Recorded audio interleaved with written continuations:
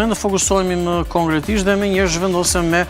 kolegen Kedi Banushin në ambientet e jashtme të SPAK, sepse atje pritet që nga momenti në moment paraqitet ish kryeministri Berisha, krye Partisë Demokratike, për të zbatuar masën e sigurisë detyrim paraqitje për aferën e privatizimit ish kompleksit sportiv Partizani dhe tjetër që pritet të ndodhë gjatë ditës, sot ndoshta edhe më e rëndësishme,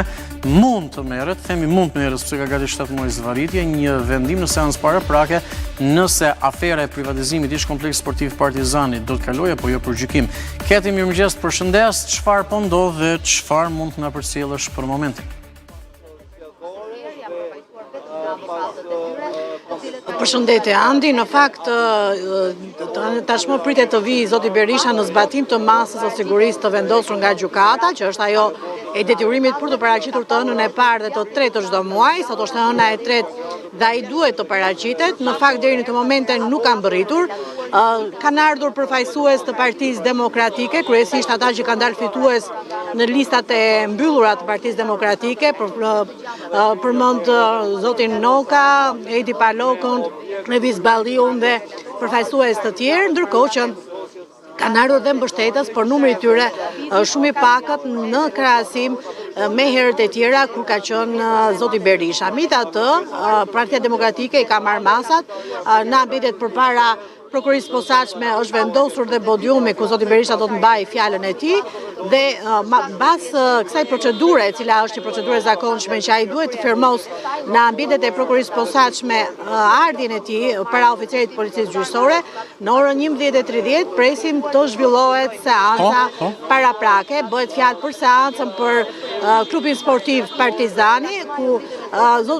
gjyqtarja Florera Davidi duhet të vendosë nëse do të kalojë apo jo për gjyq kjo çështje, nëse nuk do të ketë kërkesa të tjera, pasi siç dihet, avokatët mbrojtës së zotit Berisha gjithmonë kanë patur kërkesa që e kanë shtyrë seancën. Nuk dihet nëse ditën e sotme gjyqtarja do ta mbyllë shqyrtimin gjyqësor, duke dhënë dhe vendimin përfundimtar nëse këtë çështje do ta kalojë për gjykim, do t'ia rikthejë prokurorisë për hetimet më të tejshme, apo do të kemi pushim të çështjes siç kanë kërkuar të gjithë të pandeurit. Është një seancë që pritet të nisë në orën 11:30 dhe ndoshta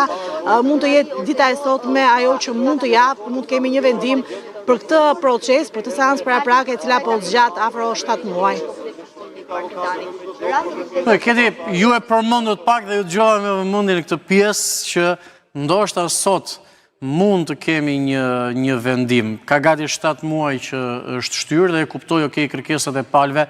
Ndoshta mund të lidhej edhe me zgjedhjet, po a mundet, nuk di nëse ka pasur precedent apo çfarë paraqitet edhe në ligj, që a mundet që një vendim i tillë të shtyhet pafund?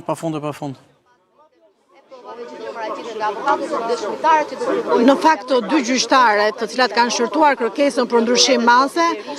e kanë gjobitur palët, pasi sipas tyre kërkesa e tyre për përjashtimin e gjyqtarit nuk qëndron, pra nuk ka arsye ligjore që të kërkojnë përjashtimin e gjyqtares. Dhe kjo ka qenë arsyeja që të paktën palët janë gjobitur. Në këtë moment e ka mbritur zoti Berisha, sapo ka mbërritur, kamera mund ta fokusoj. Po, patjetër. Keti, qëndrojmë në komunikim edhe më mirë dëgjojmë dhe shohim çfarë ndodh. Së bashku me avokatët mbrojtës, siç e shikoni, janë kryesisht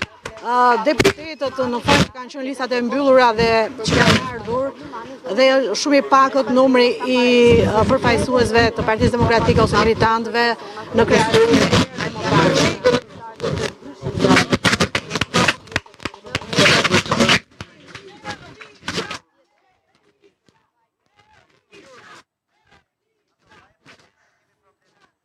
Mirë, këto janë edhe pamjet dhe ajo që u mundohen në fakt në të momente ishte që më shumë të dëgjoja në fakt edhe çfarë thuaj apo edhe thirrjet, gjithsesi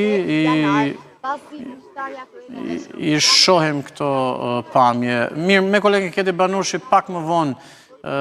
rikthehem. Të falenderoj Keti për momentin, pak më vonë rikthehemi dhe mbetemi me këto pamje dhe në pak sekonda, sepse besoj do të kemë mundësi që kur dalë edhe zoti Berisha të kemë mundësi që të ndjekim edhe qëndrimin apo dhe reagimin e tij. Është parashitur në SPAK, në zbatim të masës së sigurisë detyrimi për të paraqitur për aferën e privatizimit të ish kompleks sportiv Partizani dhe në orën 11:15 për të njëjtën aferë, për të njëjtën dosje për seanca para prage që ndoshta pritet me një vendim kalon apo jo në gjyq, që do të thotë